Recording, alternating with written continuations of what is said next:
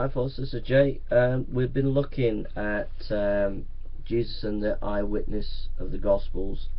The Gospels as Eyewitness Testimony by Richard Bauckham, 2006.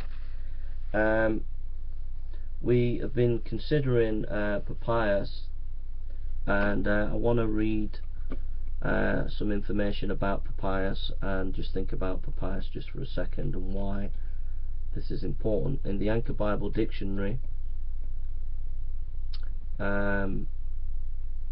Shoulder writes, page 140, according to Irenaeus, our earliest witness, papyrus was a hearer of John, the companion of Polycarp, a man of primitive times who wrote a volume in 5 books, quoted by Eusebius, Histories Ecclesiastes, chapter 339.1.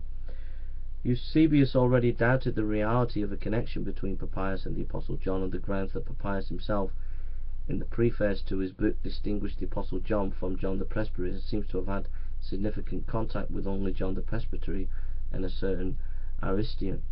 Eusebius' skepticism was no doubt prompted by his distaste, perhaps a recently acquired distaste, for papyrus's Charianism, and his feeling that such a theology qualified papyrus for the distinction of being a man of exceedingly small intelligence.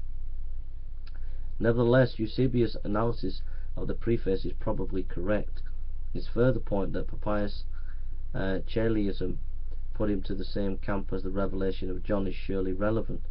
It is notable that Eusebius, in spite of his desire to discredit papyrus, still places him as early as the reign of Trajan, AD 98 to 117, although later dates have been suggested by scholars. Shoulder writes about the comments of papyrus. What the fragments have to tell us about Mark and Matthew is information that papyrus himself traces to the presbytery. Eusebius separates the statement about Mark and Matthew, but they may have originally followed one another and certainly seem closely related.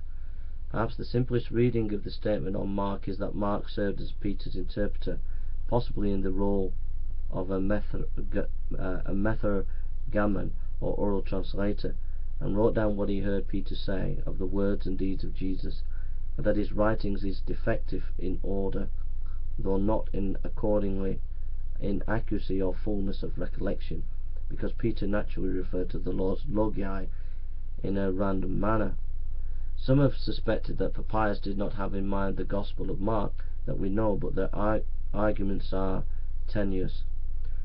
On another point, Kurzinger's attempted to show that papyrus was speaking not a translation from the native language of Peter, but a presentation of the reports of Peter, an interpretation which he applies to papyrus' statement about Matthew, but this seems to push a rhetorical approach to papyrus terminology too far.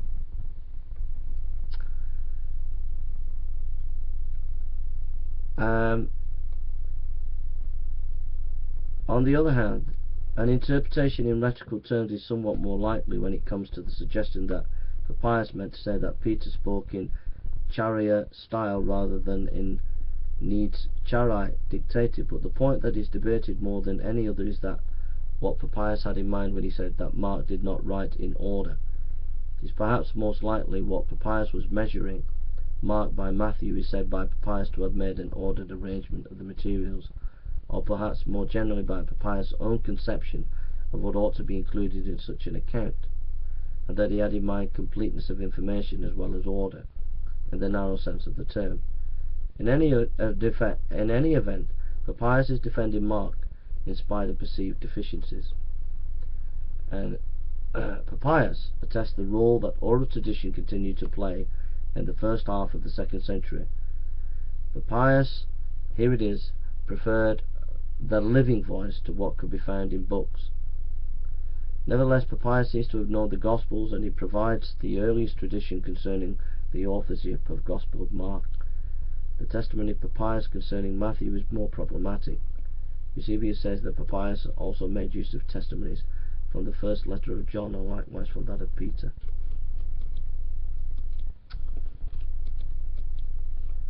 What that all tells us is like I've just tried to introduce you to papyrus there, because he's central to our understanding of what happened in the early 1st century concerning the writing of the Gospels.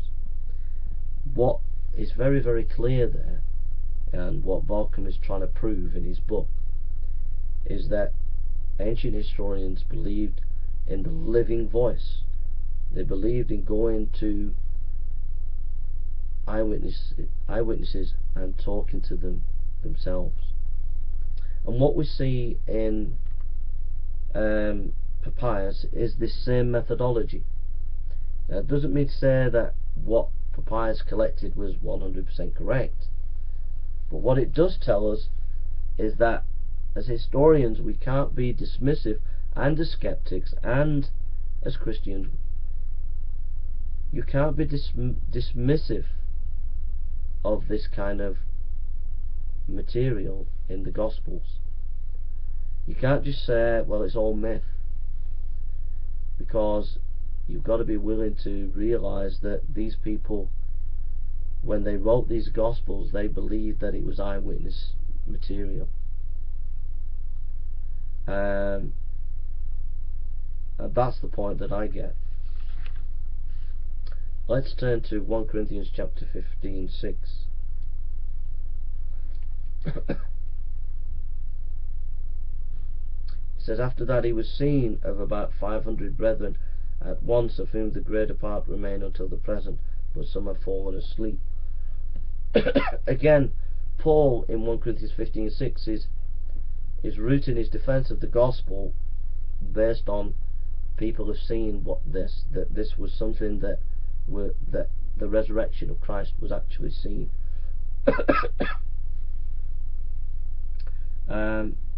Bauckham on page 14 writes, the source of oral historian are reminiscences, hearsay, and eyewitness accounts about events and situations such as contemporary, that is, which occurred during the lifetime of the informants.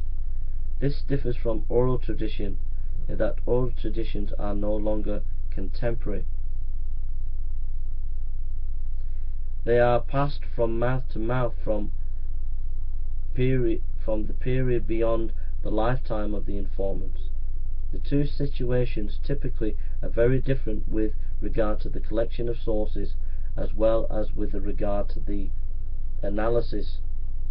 Oral historians typically interview participants in recent or very recent events, often of a dramatic nature, when historical coincidences in the communities involved.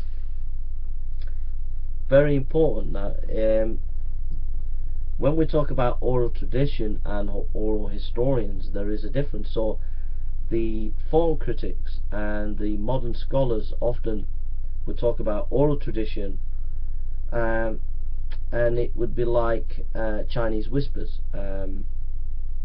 Someone would pass on information, community pass on information to another community, and it would get changed in the sieve. But because because Bauckham has shown from Pelagius and Papias that there was this importance of the living voice to look at as a historian, that was a different methodology. It was a methodology of wanting to record what people say in an interview. That's historiography, and that is different from oral tradition, which is just purely passing on story from story to story. So a subtle but very important distinction that the form critics and a lot of the skeptics miss when they attack the Christian faith is that oral historians were involved in the writing of the gospel literature, and oral historians are different from oral tradition. We'll read it again. The source of oral historians are reminiscences, hearsay, and eyewitness accounts about events and situations which are contemporary, that is, which occurred during the lifetime of the informants.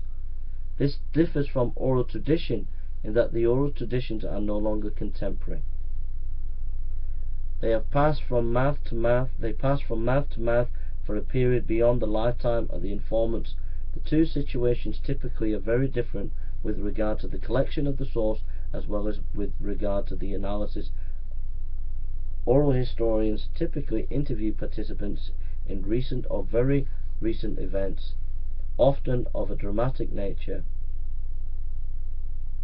with historical consciousness in the communities involved. Okay.